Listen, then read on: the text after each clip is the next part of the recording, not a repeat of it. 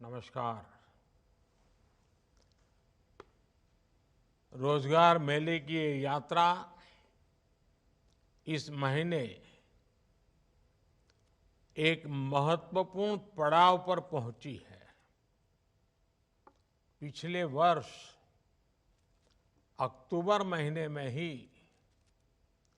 रोजगार मेले की शुरुआत हुई थी।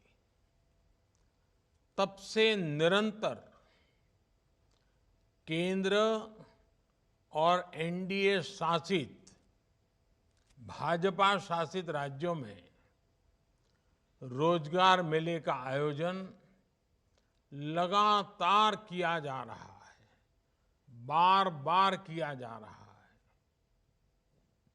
अब तक लाखों युवाओं को सरकारी नौकरी के नियुक्ति पत्र दिए जा चुके हैं।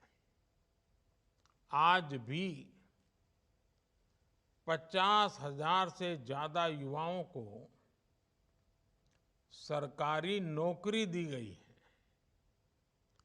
दिवाली में अभी कुछ ही समय बाकी है, लेकिन नियुक्ति पत्र पाने वाले 50,000 युवाओं के परिवार के लिए ये मौका दिवाली से जरा भी कम नहीं है।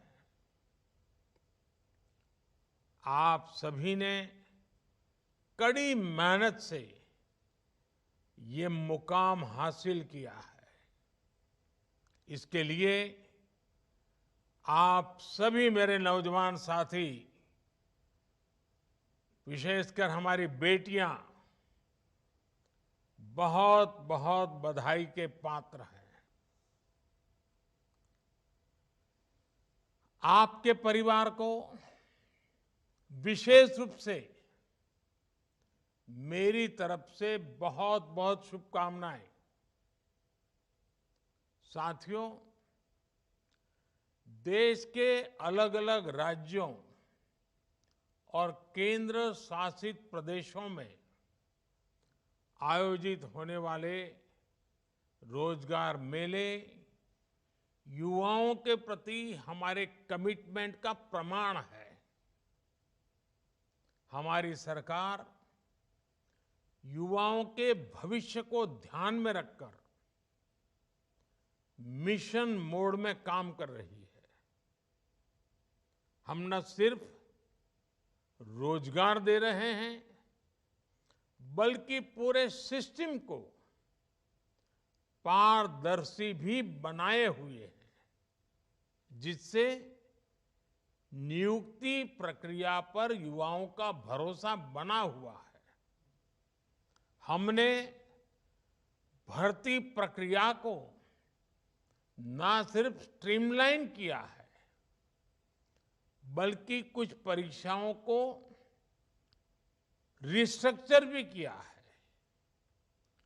स्टाफ सिलेक्शन कमीशन की रिक्रूटमेंट साइकिल में जो समय लगता था, वो लगने वाला समय अब करीब करीब आधा हो गया है। यानी सर्कुलर पत्र जारी होने से लेकर नियुक्ति पत्र देने तक के समय को काफी कम कर दिया है। इससे युवाओं के समय की बड़ी बचत हुई है। युवाओं के हित में सरकार ने एक और महत्वपूर्ण बदलाव किया है। एसएससी के कुछ परीक्षाओं को हिंदी, इंग्लिश और 13 क्षेत्रीय भाषाओं में लेना शुरू कर दिया है। इससे बड़ी संख्या में उन युवाओं को नौकरी के लिए आवेदन करने का अवसर मिल रहा है, जिनके रास्ते में भाषा की दीवार खड़ी थी। साथियों, आज भारत जिस दिशा में आगे बढ़ रहा है, जिस तेजी से आगे बढ़ रहा है, उससे हर सेक्टर में रोजगार के नए अवसर तैयार हो रहे हैं। आपने देखा होगा, कुछ ही दिन पहले गुजरात के धोरडो गांव को, आपको पता होगा धोरडो कच्छ जिले में पाकिस्तान की सीमा पर का गांव है। इस धोरडो गांव को यूनाइटेड नेशंस ने बेस्ट टूरिज्म विलेज के रूप में सम्मानित किया है। इससे पहले कर्नाटका के होयसला मंदिरों और पश्चिम बंगाल के शांति निकेतन को वर्ल्ड हेरिटेज साइट की पहचान मिली है। आप कल्पना कर सकते हैं कि इससे यहां पर्यटन की संभावना और अर्थव्यवस्था के विस्तार की संभावना कितनी बढ़ गई है। पहले पर्यटन बढ़ने का सीधा मतलब है कि वहां रोजगार के नए अवसर तेजी से बढ़ेंगे, जिसका फायदा ये टूरिज्म का ही तो परिणाम है, जिसका फायदा आसपास के होटल, छोटे छोटे दुकानदार, बस चलाने वाले, टैक्सी चलाने वाले, ऑटो रिक्शा चलाने वाले, इवन टूरिस्ट गाइड के काम करने वाले, हर किसी को लाभ होता है। ऐसे ही स्पोर्ट्स क्षेत्र, ये ऐसे सेक्टर भी हैं जो रोजगार के नए अवसर तैयार कर रहे हैं। नेशनल इंटरनेशनल खेलों में हमारे खिलाड़ी ऐतिहासिक प्रदर्शन कर रहे हैं। ये उपलब्धियां हमारे देश के स्पोर्ट्स लैंडस्केप में भी बड़े बदलाव और विकास का संकेत है। और जब स्पोर्ट्स सेक्टर का विकास होता है तो सिर्फ बेहतर खिलाड़ी ही तैयार होते हैं ऐसा नहीं है, बल्कि इससे ट्रेनर्स, फिजियो, रेफरीज और स्पोर्ट्स न्यूट्रिशंस जैसे अनेक नए अवसर तैयार होते हैं। साथियों, हम रोजगार देने वाले ट्रेडिशनल सेक्टर्स को मजबूत कर रहे हैं और इसके साथ ही हम रिन्यूएबल एनर्जी, स्पेस, ऑटोमेशन और डिफेंस एक्सपोर्ट जैसे नए सेक्टर्स को प्रमोट कर रहे हैं।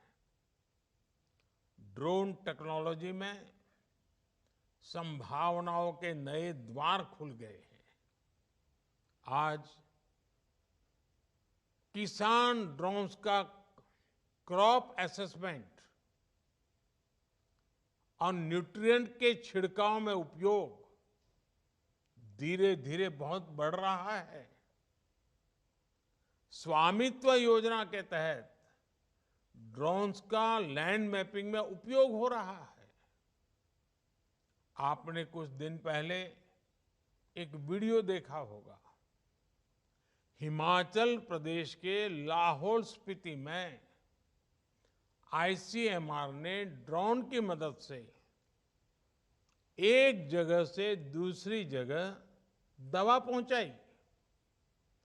इस काम में पहले 2 घंटे का समय लगता था, लेकिन ड्रोन की मदद से ये 20, 25, 30 मिनट में ही, उससे भी कम समय में काम हो गया।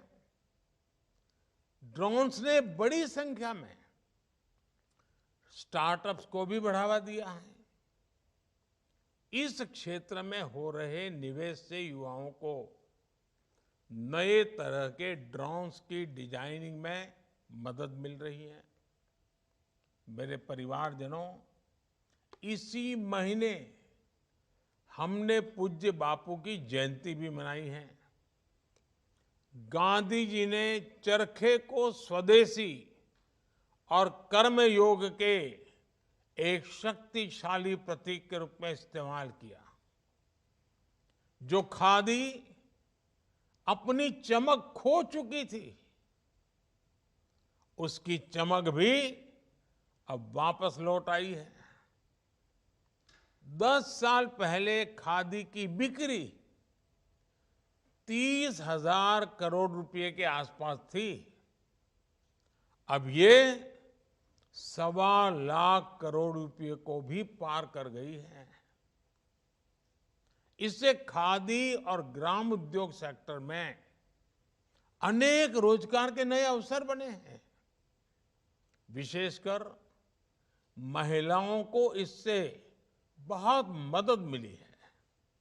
साथियों, हर देश के पास अलग तरह का सामर्थ्य होता है। किसी के पास प्राकृतिक संसाधन होते हैं, कोई खनिज से संपन्न होता है, तो किसी के पास लंबे समुद्र तट की ताकत होती है। लेकिन इस सामर्थ्य का उपयोग करने के लिए जिस सबसे बड़ी ताकत की आवश्यकता होती है, वो होती है हमारी युवा शक्ति। युवा शक्ति जितनी ज्यादा मजबूत होगी, देश उतना ज्यादा विकास करेगा। आज भारत अपने युवाओं को स्किलिंग और एजुकेशन के द्वारा नए अवसरों का लाभ उठाने के लिए तैयार कर रहा है। भविष्य की आधुनिक जरूरतों को देखते हुए देश में आधुनिक राष्ट्रीय शिक्षा नीति लागू की जा रही है।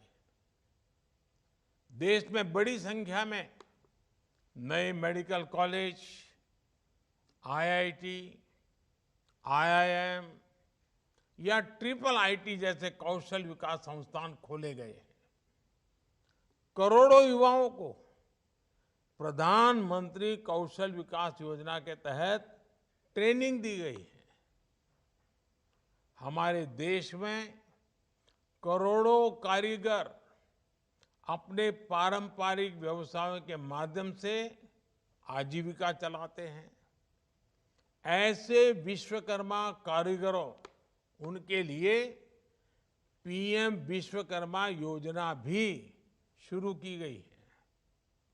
आज तकनीक के दौर में सब कुछ तेजी से बदल रहा है, इसलिए हर किसी को अपने हुनर और ज्ञान को अपडेट करते रहना होगा।